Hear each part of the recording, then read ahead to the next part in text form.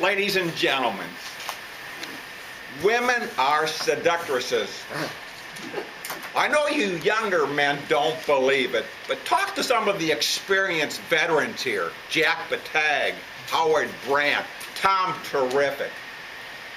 Men want one thing, and women know what it is, and they use it to their advantage. Yes, a good meal, Miss Postman. You thought what? Oh, it's a good thing your parents weren't here tonight.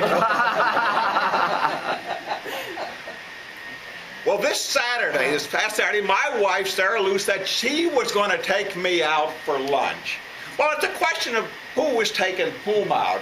Last month, July, was her birthday, and I'd gotten her, among other things, a gift certificate to the bread company because we both like to go there. So she was going to use the gift certificate I purchased to take me out to lunch. So I don't know which came first, the chicken or the egg. So we went and had a good lunch. I mean, after all, it was Saturday, it was hot. Why should I be outside when doing gardening work and cutting the lawn when it was hot and sticky? And of course on Saturdays, all the soap operas that I like to watch during the week aren't on. Well, you find that out, Chris, when you retire. So we went to the bread company, we had a delicious meal. And I thought, that's great. We'll get home and we'll find some time to maybe sit back and relax and watch something on television. But my wife said, oh, there's a shopping mall here, and I just got to get one thing. One thing. Well, that didn't seem too bad to me. I mean, I could go to a mall for one thing. Well, we go to cosmetics. Ladies' cosmetics. I don't know if you've ever gone with a woman to a ladies' cosmetics, but there's all these cosmetics. I mean, I washed my face and combed my hair, and this is what you get. Aaron and Barb and Brenda, they spent hours to make themselves look the way they look now. Well, my wife wanted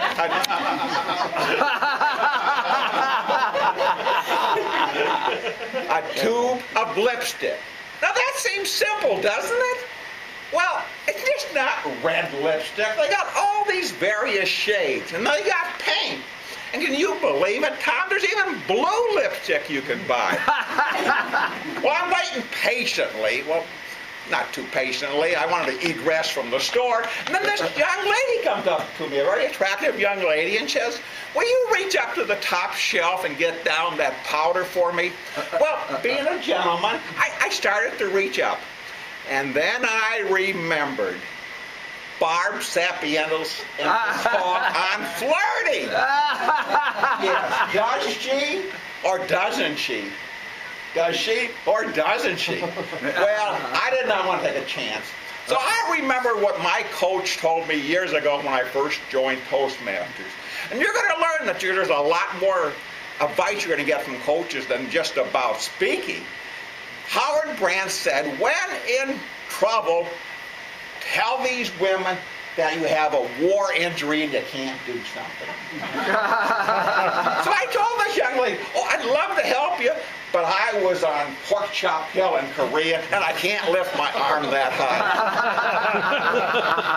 Well, I tell you, when she left, I think there was a real glint in her eye. Well, unfortunately, my wife could not find just the right shade of lipstick. So off we go to another store, the second one that day. Well, all of a sudden, I went into my Walter Mitty. Do you ever remember the adventures of Walter Mitty? That was a story that was written years ago. Younger people may not recall that. But when he was with his wife, he started imagining other things. And I was thinking about Korea, you know, the story I told this woman. I was really excited. And all of a sudden, I hear, Carl, Carl. And I look, and my wife and all the customers and store clerks were looking at me. Well, it really embarrassed my wife, so she didn't even do any shopping there. So we left and we went to our third store looking for that Tuba brand lipstick, but just the right shade. Well, we went there and we went through all the shades of lipstick that they had at this store. Well, by this time it's getting late, it's getting dark outside. My stomach is growling. My head is aching. I mean, I've been out doing a lot more shopping in one afternoon than I probably do in a month for myself. So she still could not find her lipstick. So I said, well, let's get going home, I said. I got this splitting headache coming on.